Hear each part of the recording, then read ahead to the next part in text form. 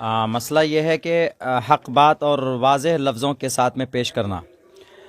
तो आज जो कॉन्सेप्ट और अक़ीदा बना दिया गया है वो कुछ और बना दिया गया है। आज भी आपने देखा होगा मेरे बयान में कि मैंने संविधान की रोशनी में बहुत सारी वो बातें कही है जो ज़रूरी है, जिसको छुपाने की कोशिश की जा रही है। तो इसलिए ऐसा लगता है कि नहीं भाई, आप तीखे लफ्ज़ों में बोलना है, ज़रूरी है उनको बोलना। जालिम को अगर जालिम बोल रहा है तो लोगों को लग रहा है कि अरे भाई जालिम को जालिम क्यों बोला जा रहा है। तीखा लफ्ज़ नहीं है, हालांकि बोलना चाहिए। जो जालिम है उसको बोलना है कि भाई आप ये जुल्म कर रहे हो। अच्छा, डर नहीं लग रहा है आपको? चूंकि देखा जा रहा है, पिछले दिनों की बात किया जाए तो मुफ्ती सलमान अजहरी साहब जो बेबाकी से हक बात को रखते थे, आप बोल रहे हैं, आपके इतने चाहने वाले हैं, फैन फॉलोअर्स हैं, उनको दुख ना हो जाए आपके बोलने से बाद में? डर नहीं लग रहा है? देखिए भाई, ऐसा है कि कुरान और शरीयत की बात लोगों तक रखने में ज़ाहिर सी बात है कि कुछ लोग होते हैं जो उसके अगेंस्ट में होते हैं, तकलीफ़ भी पहुंचाते हैं। लेकिन अगर सिर्फ तकलीफ़ की डर से हम अपनी शरीयत की बात, हम अपने खुदा की बात खुदा के बंदों तक अगर ना पहुंचाएं तो ये तो बहुत बुरी बात है और बहुत ख़राब बात है। हम ऐसा नहीं कर सकते, हम कॉम्प्रोमाइज़ नहीं कर सकते। जो भी बात रब की है, जो शरीयत में मौजूद है, हम वो बात बंदों तक पहुंचाते हैं। अगर किसी को बुरी लगती है वो बात, तो उनको समझना चाहिए कि वो बात बुरी उनको नहीं लगनी चाहिए। चूँकि अल्लाह की बात कोई भी बंदों को अगर बुरी लग रही है तो इसका मतलब ये है कि उनको अल्लाह ईश्वर के ऊपर एतमाद और विश्वास नहीं है। मैंने अभी देखा, मैंने इस जलसे में प्रोग्राम में कहा है, चूँकि यहाँ पर काफ़ी तादाद में हिंदू भाई भी थे, मैंने उनको भी कहा है कि देखिए, अगर आप यकीनन अपने ईश्वर परस्त हैं तो ईश्वर की बातों को मानिए। अगर कोई ईश्वर की बातों को नहीं मानता है तो उसको कत्ल करने का ऑर्डर दिया गया है। मैंने मंत्र भी पढ़ा था, रुद्रवो गिरीवा आश्रयत पिशाचा। यही बात हमारी शरीयत के अंदर में भी है कि भाई अगर आप रब को मानते हैं, खुदा को मानते हैं, तो खुदा की बातों को मानिए। अगर आप नहीं मानते हैं तो आप मुजरिम हैं। तो ये बातें हमने रखी है यहाँ पे। अच्छा, आप वर्णन कर रहे थे अभी, धर्मो रक्षति रक्षता, कुछ ऐसा मंत्र आपने पढ़ा था। बाबा बागेश्वर वाले को आप जानते हैं, आए दिन विवादों में रहते हैं। वो धर्मो रक्षति रक्षता जो आपने मंत्र का, उसका आपने अर्थ अलग बताया। वो ये कह रहे हैं कि धर्मो रक्षति रक्षता, हम हिंदू हैं, सनातनी हैं, हम धर्म की रक्षा करते हैं। क्या इस प्रकार के भड़काऊ बयान से धर्म की रक्षा होती है? देखिए, जो मैंने मतलब अभी बताया है और भी कई जगहों पे हमने बताया था, तो धर्मो रक्षति रक्षतः का मतलब सही वही है जो हमने बताया है जी। रही बात बाबा बागेश्वर धाम साहब, वो कथावाचक हैं, वो धार्मिक शास्त्रों के ज्ञानी नहीं हैं, वो शंकराचार्य नहीं हैं, वो संत नहीं हैं या महंत नहीं हैं। तो इसलिए ज़रूरी नहीं है कि वो बात जो कहें तो उन्होंने कहीं से सुनी होगी किसी कथा वगैरह में, तो वो कथावाचक हैं, स्पीकर हैं, वो स्पीच देते हैं। धर्म की सही मतलब धर्मो रक्षति रक्षता का वही है जो हमने पेश किया है। आप किसी भी ग्रंथ में, पंडित ये केवलानंद जोशी ने उसकी वही तशरीह की है कि धर्म की रक्षा का मतलब ये है कि आप धार्मिक बातों पर अमल कीजिए, और धर्म के अंदर में अच्छी अच्छी बातें हैं। अगर आप अच्छी बातों पर अमल करेंगे तो वो धर्म आपको उस अच्छी बातों पर अमल करने की वजह से आपकी रक्षा होती रहेगी। मौलाना साहब, एक सवाल मेरा ये है कि देश में आपने कहा कि सभी लोग स्वतंत्र हैं, लेकिन स्वतंत्रता दिख रहा है क्या इस वक्त देश में? इस वक्त तो यकीनन इस देश को ग़ुलामी की तरफ ले जाने की पूरी कोशिश हो रही है। एक तो अब से पहले हमारा देश ग़ुलाम हुआ था, अंग्रेज़ों के कब्ज़े में था, ग़ुलाम था, कई सौ साल तक रहा। बड़ी क़ुरबानियों से हमारे पूर्वज ने, हमारे अकाबिर उलमा ने और हिंदू मुसलमानों ने मिलकर इस देश को आज़ाद किया था।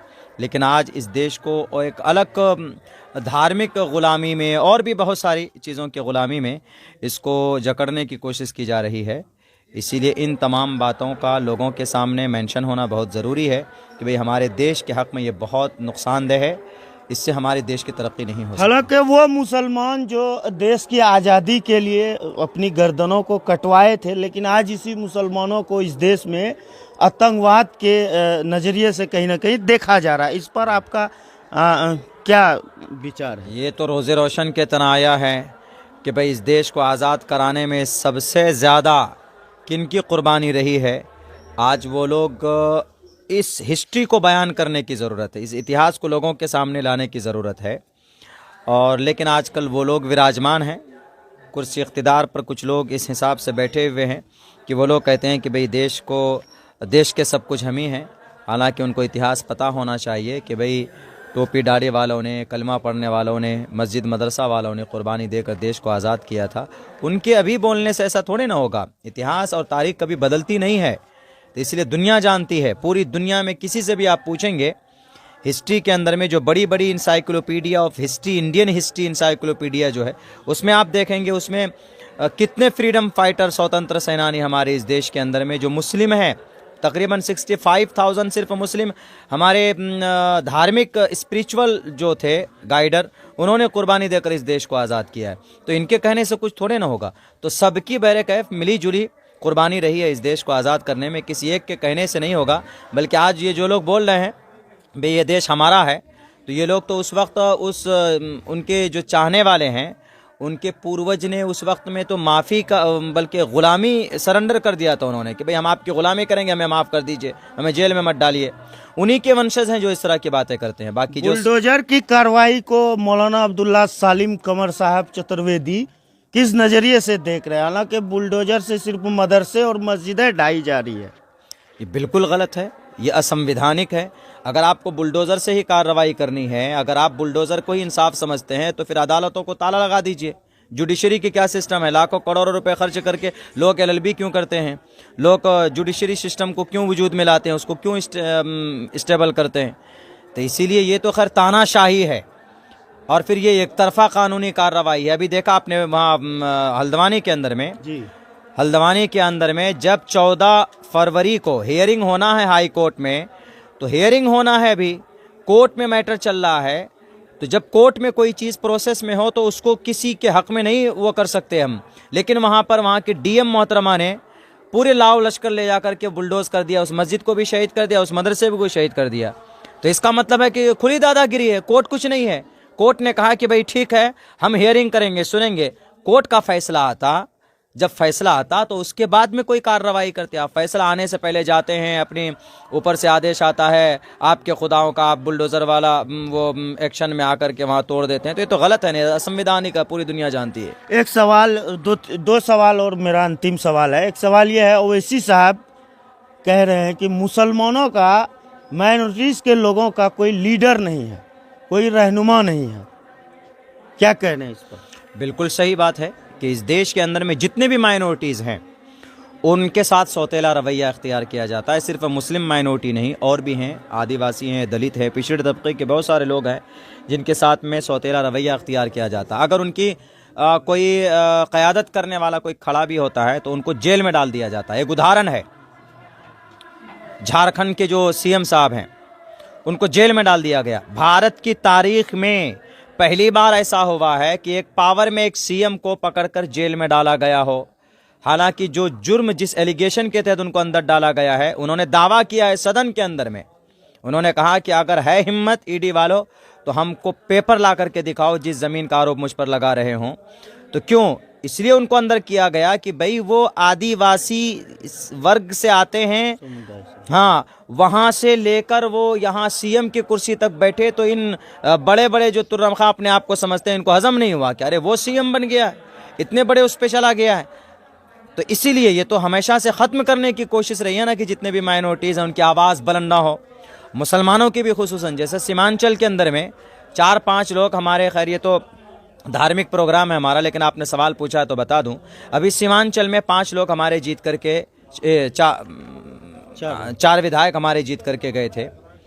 तो जो पटना में बैठी हुई जो क़यादत है, उन्होंने सोचा कि अरे ये एक तो बहुत ज़्यादा बोलता है, अब ये 4 के 4 हो जाएंगे तो ये और ज़्यादा बोलेंगे, इसलिए किसी तरीके पर वहाँ इनकी क़यादत को कमज़ोर करो, तोड़ दो, किसी तरीके पर उनको जैसे भी हो पैसों को वो देकर, लालच देकर या उहदे की वो दे करके, दिखा करके, सपना दिखा करके उस क़यादत को तोड़ने की कोशिश की गई है। तो हमेशा से ये रहा है कि भाई मुस्लिम तबक़ा, ये कमज़ोर तबक़ा, मुस्लिम मत बोलिए, कमज़ोर तबक़ा ताकतवर ना बन पाए।